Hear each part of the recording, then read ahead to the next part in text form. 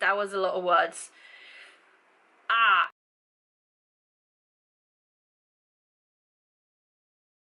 I read the first book, The Fine Print, a while ago, a good while ago now, but I did read that as part of a 3-book talk romance thingamajig. I'll put it in the clickable thingy-majigs. I'll link the video. So that's that. The brothers, what are they called? They're called something, I don't know. For all the brothers to get a part of their inheritance, I believe all of them needs to fulfill their part of it for all of them to get their part of the inheritance. Does that make any sense? That was a lot of words.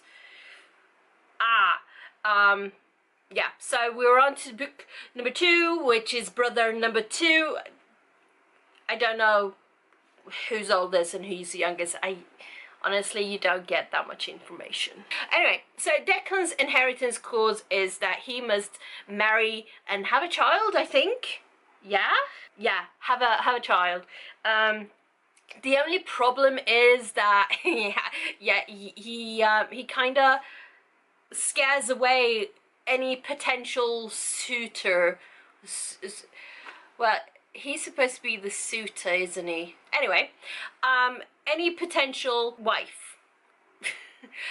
So he has his assistant Iris looking up potential wives to be, and he just keeps scaring off one after the other until Iris is, I think it was it Iris? Iris is like, you know what, let's just you and I get married because you cannot scare me off that easily, because she seems to be the only one that he cannot scare off.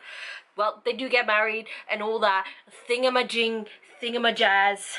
He falls for her, doesn't he? Yeah, he does. Obviously, Declan fucks up in some way, shape or form. I'm not gonna say how because spoilers. Anyway, but his way of like rectifying his fuck up is to get a dog with abandonment issues. He gets a serial killer looking minivan, and he gets a abandoned looking house. What is this? You are rich, dude. Get normal things. Get normal things. I mean, I mean it works, I guess, but still.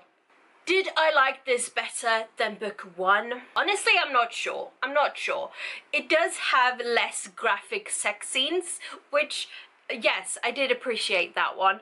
The thing is, though, you can't read this book without having read the first book, despite them being like companion companion novels, because you don't get an introduction in this book. You just jump right in.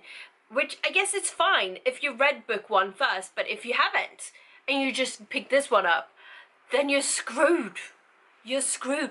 Even if you have read book 1, you're kind of screwed because it's just, yeah, it's a bit smack in the face kind of. I think it's gonna be the same for book 3. I have a feeling.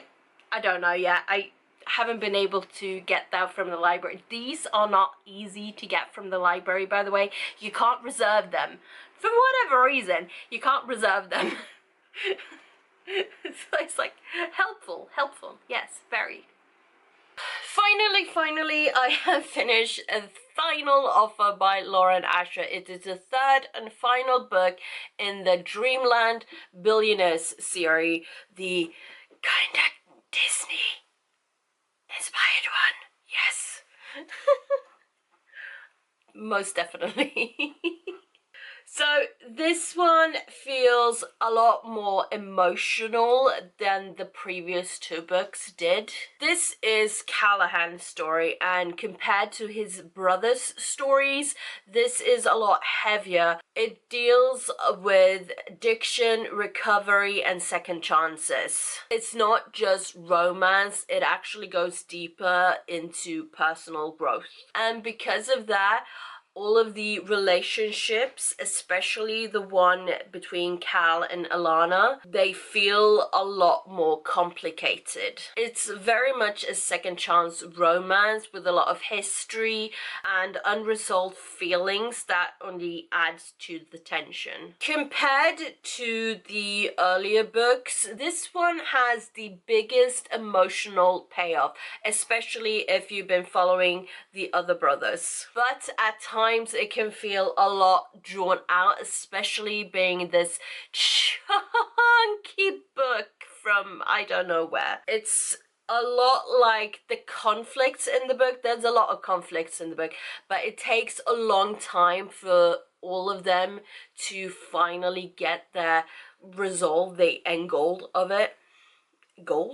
End goal.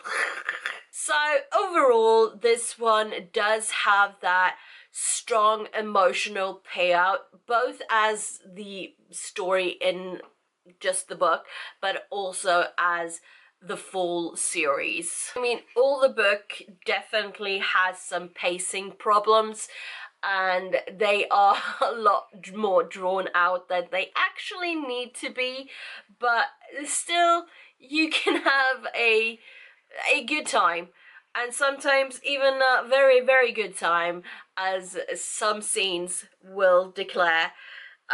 It's one, if you like a little smutty scenes every now and again. There's a lot of smutty scenes, I'm not gonna lie, in this whole series, but there is a lot of times when it's not just smut. That's what I'm trying to get at. It's not just smut. There's some other things involved as well, but there is a lot of smut. Yeah, I'm not gonna lie.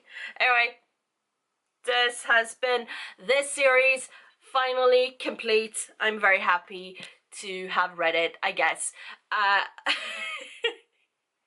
That sounded so sincere. Yeah. Anyway, thank you so much for watching. I am happy to finally finish this video. Thank you. Goodbye. Also take care if you want. I don't know.